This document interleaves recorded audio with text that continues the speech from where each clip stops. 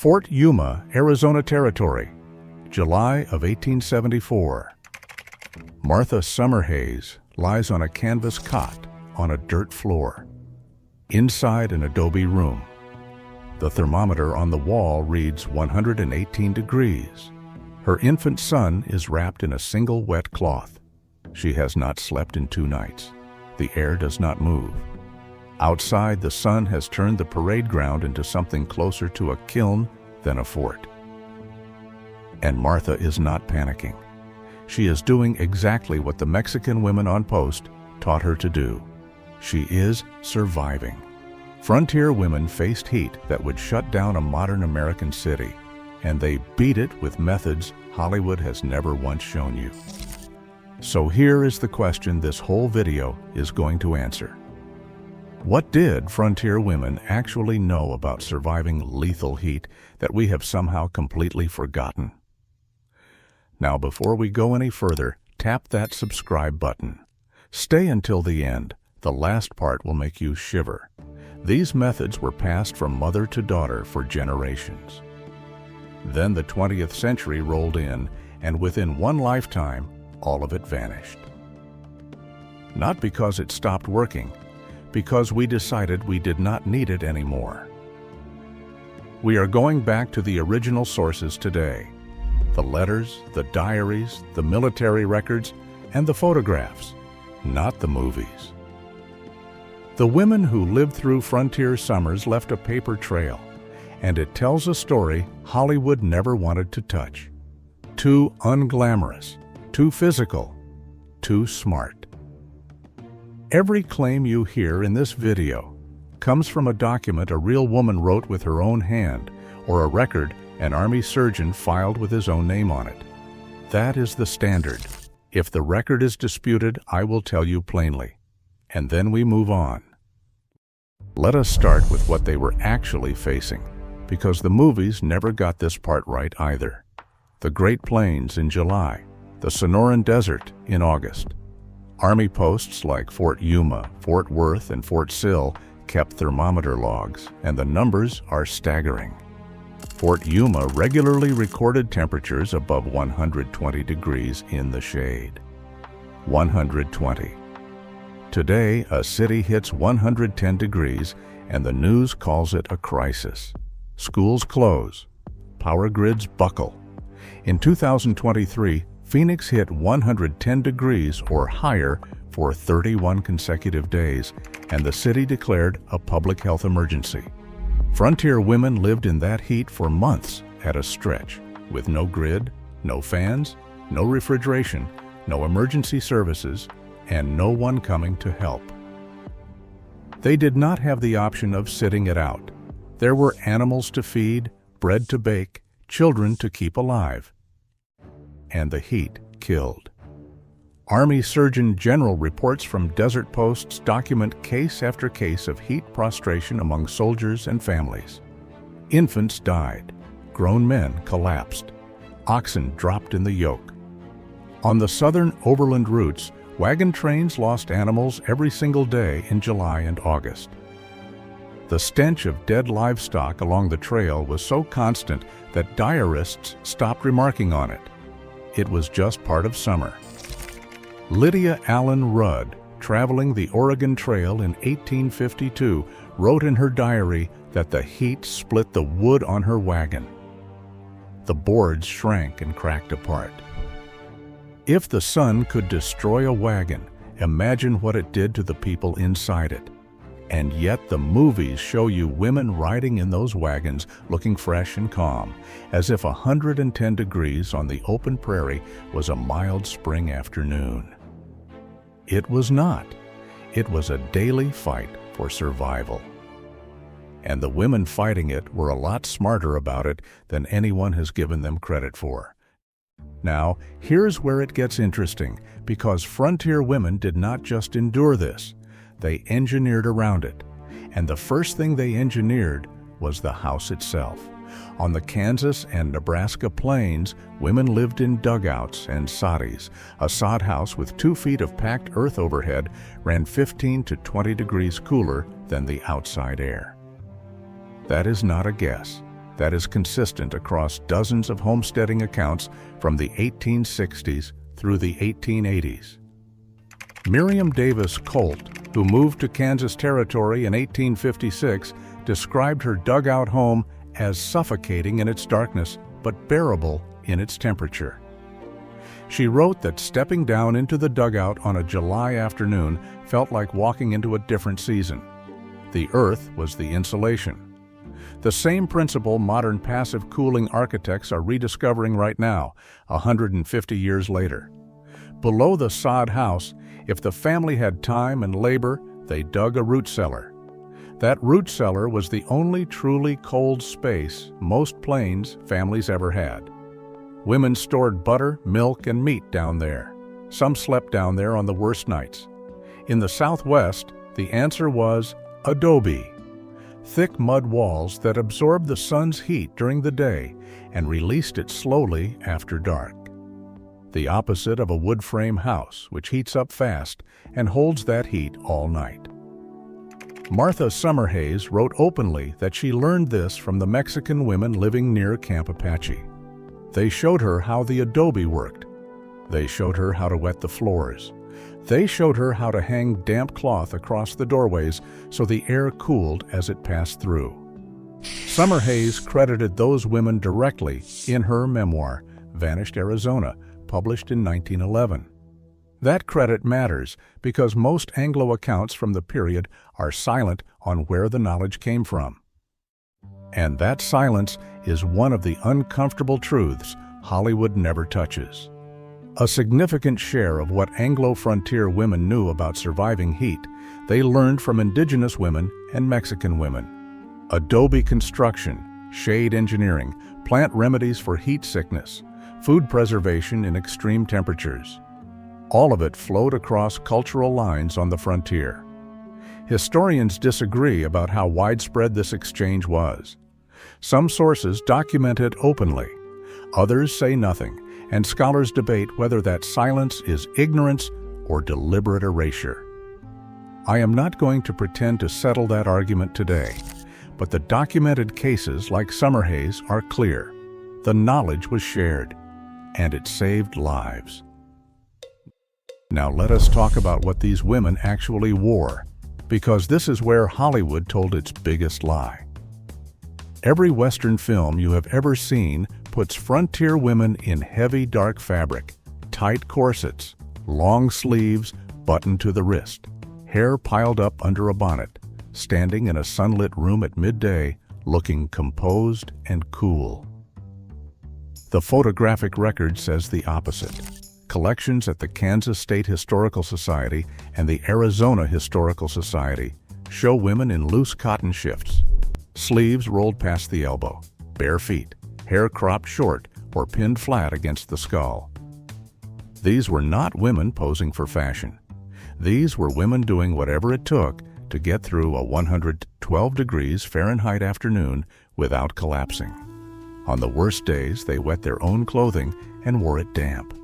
They tied wet kerchiefs around their necks and wrists where the blood ran close to the surface. They knew, without anyone teaching them the medical term, that cooling the pulse points cooled the whole body. Catherine Haun, traveling overland in 1849, wrote about soaking linens in creek water and draping them over the wagon hoops to create a crude evaporative cooler.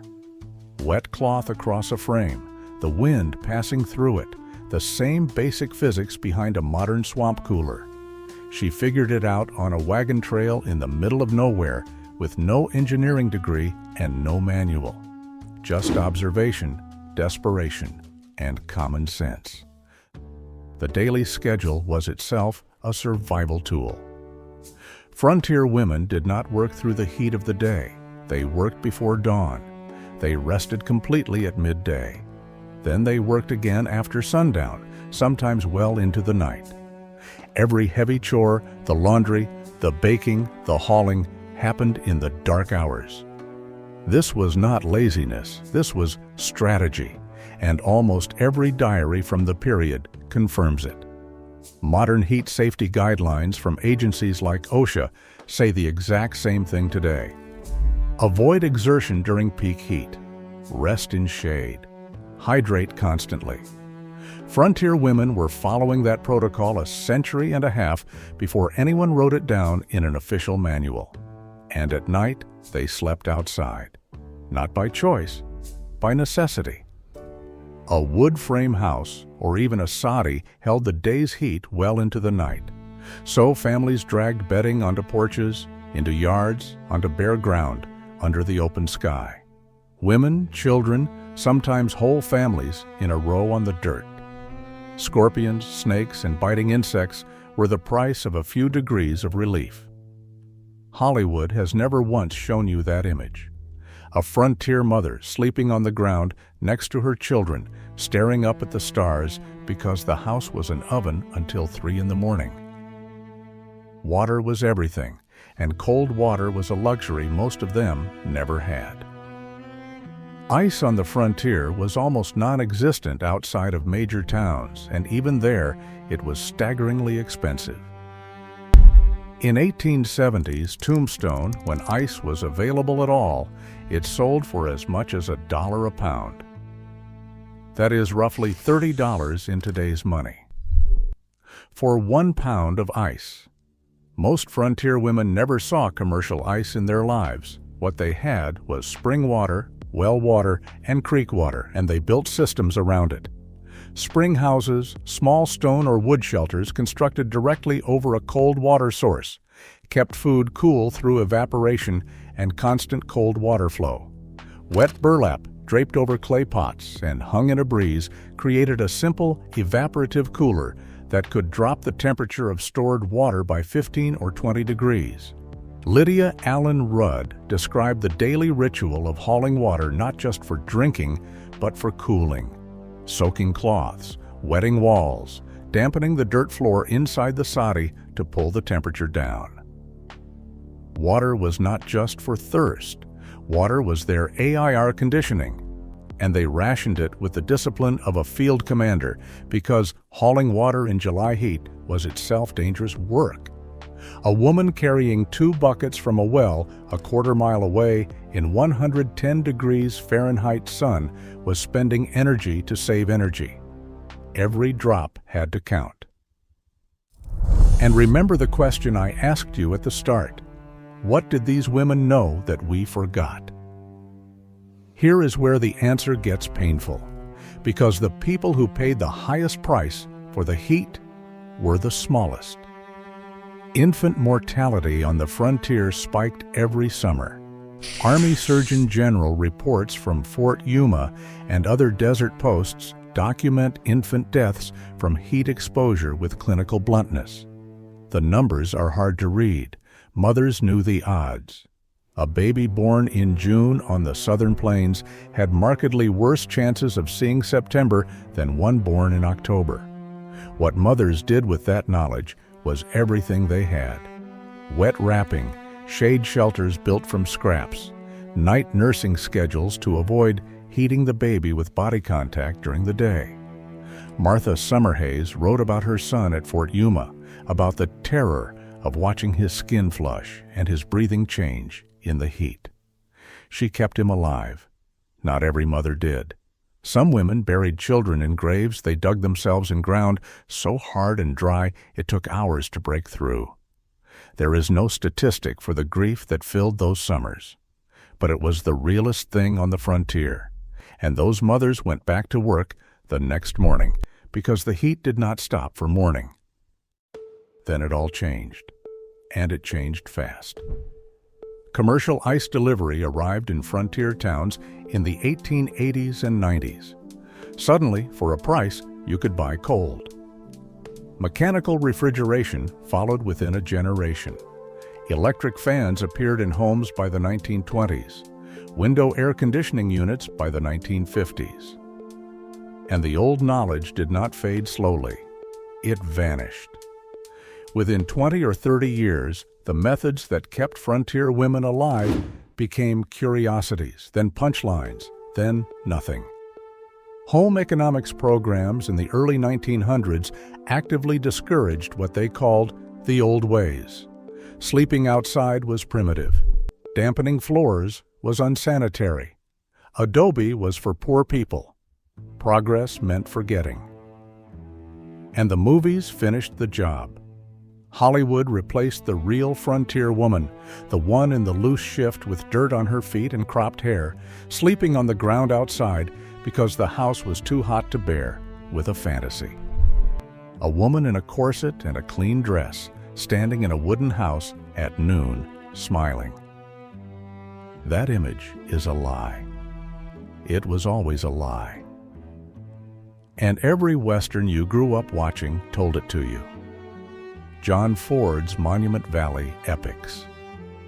The television westerns of the 1950s and 60s.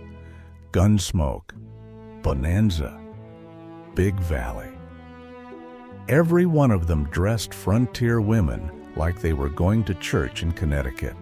Not a bead of sweat, not a hair out of place.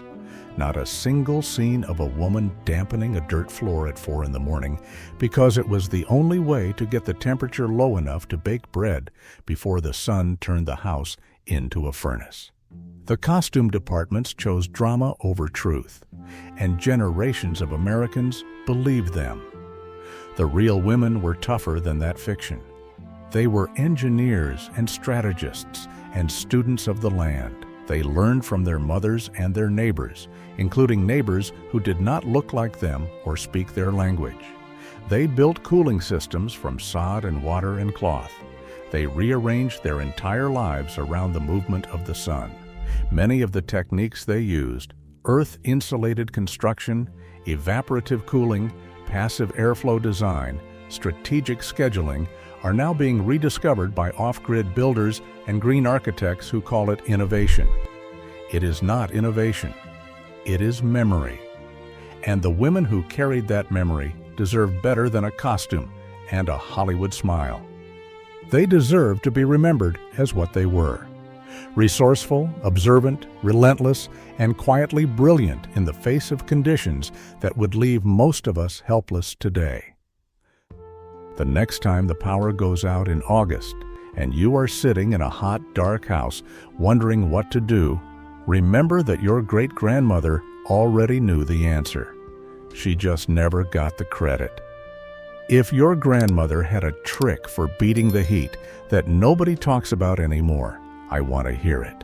Put it in the comments.